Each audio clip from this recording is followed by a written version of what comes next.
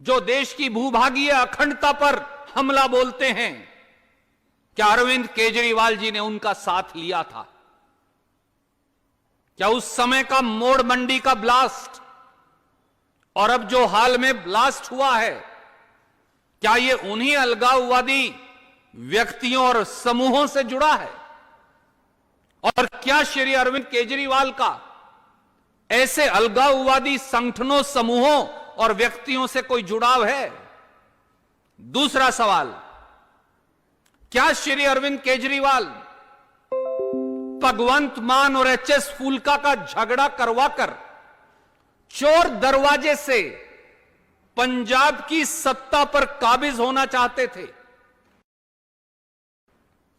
सीधा सवाल है दूसरा, क्या चोर दरवाजे से अरविंद केजरीवाल उस समय भी भगवंत मान और एचएस फूलका का झगड़ा करवाकर सत्ता पर काबिज होना चाहते थे? और क्या यह सही नहीं कि अब फिर चेहरा भगवंत मान का और सत्ता के लिए लार टपक रही है खुद अरविंद केजरीवाल की?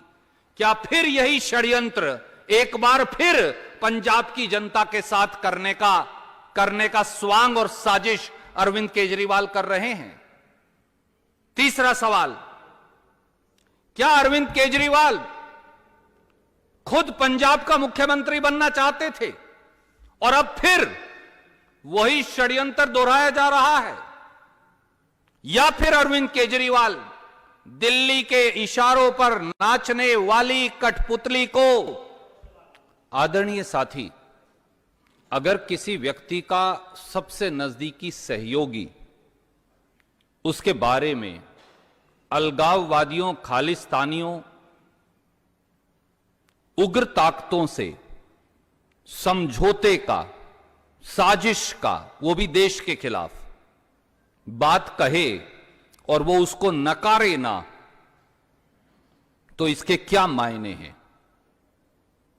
वो एक साधारण व्यक्ति नहीं, उन्होंने संविधान की शपथ ली है। पर इस प्रकार की बात आपने और मैंने भी की होती तो देशद्रोह का मुकदमे में जेल की सलाखों के पीछे हम होते। क्या किसी व्यक्ति को यह अधिकार है कि वो पंजाब के खिलाफ और देश के खिलाफ षड्यंत्र करे? क्या किसी व्यक्ति को यह अख्तियार है कि वो पंजाब जिसने उग्रवादी की पीड़ा सही है, तब तो शायद केजरीवाल जी राजनीतिक जीवन क्या सामाजिक जीवन में भी नहीं थे, मैंने आपने तो सही है वो पीड़ा, हम तो यहां पढ़ते थे, लिखते थे, खेलते कूदते थे, वो तकलीफ सहते थे। हमने देखा है पंजाब को उग्रवाद की आग में झुलसते हुए, हमने देखा है बच्चों की जिंदगियां जाते हुए, हमने देखा है अबोध नागरिकों को पत्तों की तरह मर मर कर गिरते हुए उग्रवादियों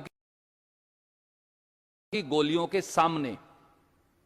क्या कोई व्यक्ति अलगाववादियों, खालिस्तानियों, उग्रवादियों से समझौता कर सकता है केवल कुर्सी के लिए? सवाल केवल इतना है, बताएं केजरीवाल जी कि यह बात सही है या गलत है, छुपे मत। Yes sir.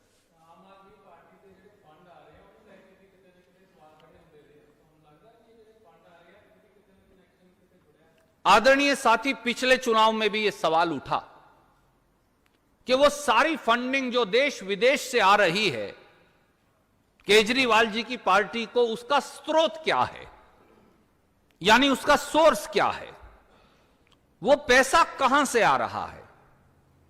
यह सवाल मैंने अकेले ने नहीं, अगर मुझे सही याद आता है तो शायद फूलका साहब ने भी उठाया, सुखपाल खैरा जी ने तो शर्तिया यह सवाल उठाया था, कई और नेताओं ने उनकी पार्टी के भी यह सवाल उठाया। मैं भी आज इस मंच से पूछना चाहता हूं, केजरीवाल जी, क्या आपको विदेशों से फंडिंग आई है? क्या विदेश के किसी साथी ने आपकी पार्टी को फंडिंग दी है? क्या वो करोड़ों करोड़ों रुपया जो खास पार्टी ने पंजाब और दूसरे प्रदेशों में खर्च किया है, वो पैसा कहां से आया है? क्या इसके बारे में भी सार्वजनिक पटल पर सूचना साझी करेंगे? क्योंकि ये क्राउड फंडिंग नहीं, अब ये पैसा कहां से आ रहा है वो बताइए। देखिए, मैं ये नहीं कह रहा, कुमार विश्वास जी ये कह रहे हैं। कुमार विश्वास कौन है? कुमार विश्वास जी ने आम आदमी पार्टी के संस्थापक हैं। आम आदमी पार्टी के संस्थापक और केजरीवाल जी के सहयोगी ने एक बहुत बड़ा, देखिए दोस्त ही दोस्त को जानता है, साथी ही साथी को जानता है। हम तो राजनीतिक विरोधी हैं, मुझे तो वो क्यों बताएंगे कि उनके किस किस से संबंध है, या आपको भी क्यों बताएंगे। पर वो कुमार विश्वास जिन्होंने इस पूरी आम आदमी पार्टी को खड़ा किया, उन्होंने एक बहुत सनसनीखेज, रहस्य में चौंकाने वाला, एक अंतर्राष्ट्रीय साजिश की ओर इशारे करने वाला एक रहस्य उद्घाटन किया है। अब इसका सच क्या है, अरविंद केजरीवाल पंजाब और देश को जवाब दें। Yes sir, ma'am I will come to you after. Modi ji और केजरीवाल जी भाई भाई हैं आजकल। दोनों का गुप्त समझौता अब तो जमीन पर दिखने लगा है। मोदी जी आएंगे केजरीवाल के खिलाफ और उनकी पार्टी के खिलाफ एक शब्द बोलकर नहीं जाएंगे, केवल कांग्रेस पर हमला करेंगे। कि मैं I am going to come to you ma'am, I am not running away, I am just answering his question. Kejriwal ji बार बार मोदी जी की सुरक्षा को लेकर, उनकी सेहत को लेकर, उनकी कारगुजारी को लेकर चिंता जताएंगे। मोदी जी 3 काले कानून लागू करेंगे, केजरीवाल जी उनको नोटिफाई करेंगे। क्या उन दोनों का गुप्त समझौता अब जनता को सामने नजर नहीं आता? तो इसलिए कार्रवाई तो बहुत कड़ी बनती है सर। अगर ये बात मैं और आप, अगर कहीं हमारे ऊपर ये इल्जाम लग जाता, तो अब तक नरेंद्र मोदी और ईडी और सीबीआई और आईबी और रॉ हमें अंदर कर देती। और यह बात किसी साधारण नागरिक के लिए नहीं, यह बात देश के राजधानी के मुख्यमंत्री के बारे में उनके सहयोगी कह रहे हैं, और वो जवाब ही नहीं दे रहे।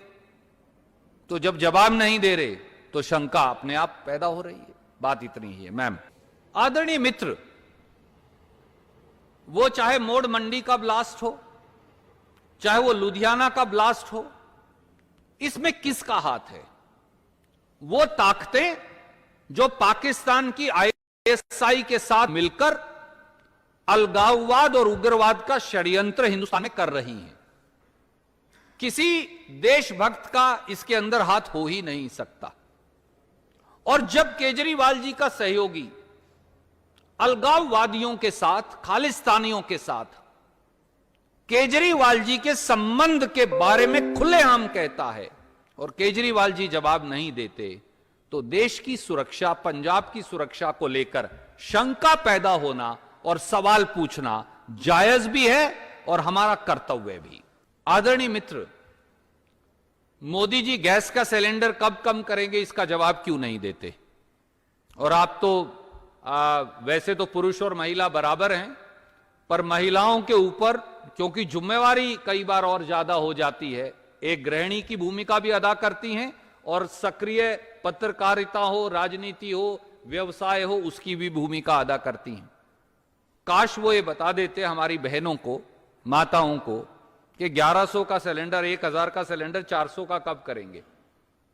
वो ये क्यों नहीं बताते 200 रुपए का खाने का तेल 100 रुपए का कब करेंगे। वो स्वांग और प्रपंच करने और महिलाओं के साथ बैठकर फोटो खिंचवाने की बजाय काश मूंग की दाल 140 रुपए से 60 रुपए किलो कर देते, तो हमारी सारी बहनें उनके लिए खूब झूम झूम कर उनकी जय जयकार करती। वो मसूर की दाल जब इस देश के गरीब आदमी का मुंह चिढ़ाती है और टमाटर गरीब आदमी की तरफ टर्राता है, उसकी कीमतें कब कम करेंगे ये क्यों नहीं बताते। पेट्रोल और डीजल की कीमत कब कम करेंगे ये क्यों नहीं बताते। इसलिए स्वांग और प्रपंच कब तक करेंगे। स्वांग और प्रपंच और फोटोऑप और टेलीप्रॉम्प्टर बहुत हो गया। अब इस देश में गवर्नेंस की बात करें। Sir, okay sir, can I come to you after? Sorry, मैं माफी चाहूंगा। नहीं, मैं माफी चाहूंगा। आप इतने सुंदर हैं, वैसे ही नजर आ रहे थे। वैसे I will come sir, I will come to you sir, I will come to you. क्या आतंकवाद को चुनाव से 2 दिन पहले जस्टिफाई किया जा सकता है? क्या उग्रवादियों से मिलन को चुनाव से 2 दिन पहले उजागर नहीं किया जा सकता? क्या व्यक्ति की विश्वसनीयता पर अगर प्रश्न चिन्ह उठ जाए, उसकी देश प्रेम पर प्रश्न चिन्ह उठ जाए, उसकी निष्ठा पर प्रश्न चिन्ह उठ जाए, उसकी संविधान के प्रति प्रतिबद्धता पर प्रश्न उठ जाए, और हम नहीं उठा रहे, हरीश चौधरी जी ने या कांग्रेस ने या मैंने नहीं उठाया, कुमार विश्वास जी जिन्होंने आम आदमी पार्टी बनाई, उन्होंने, उनके मित्र ने बताया है, तो आदमी के चरित्र को जनता के सामने रखना, उसकी विचार और सोच को जनता के सामने रखना और उनसे सवाल पूछना, यह हमारा दायित्व है। आई will come back sir, sorry, I will just come back. आदरणीय मित्र, चुनाव आयोग को इसका संज्ञान क्यों नहीं लेना चाहिए? क्या चुनाव आयोग इंतजार करेगा कि कोई उसे ये बात कहे? उनका दायित्व क्या है संविधान में? केंद्रीय एजेंसियां जो 5 साल पुराने केस में, जहां चन्नी जी का कोई लेना देना नहीं और उनके परिवार का, वहां झूठे मुकदमे दर्ज कर सकती हैं, तो यहां संज्ञान क्यों नहीं ले रही? क्या सीबीआई, आईबी, आरएडब्ल्यू, रॉ सब सोए पड़े हैं? क्या यह इसलिए है कि बड़ा मोदी और छोटा मोदी दोनों मिलकर समझौता किए हुए हैं कि किसी भी तरह जो देश और पंजाब की रक्षा करने वाली कांग्रेस की ताकतें हैं उनको बाहर रखना है? यह साफ है।